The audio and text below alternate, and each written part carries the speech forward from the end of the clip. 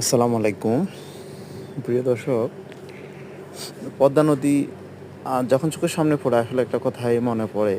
কারণ আমরা বই, পুস্তক বা অন্যান্য ইতিহাস থেকে আমরা জানতে পারছি আপনার পদ্মা নদী ইলিশ সবচেয়ে সুস্বাদু এবং কি মাছটা ওইখানে ধরাও পড়ে বেশি। এটা তো আপনারা সবাই জানেন। এখন কথা হলো আমরা যারা মধ্যবিত্ত বা আরও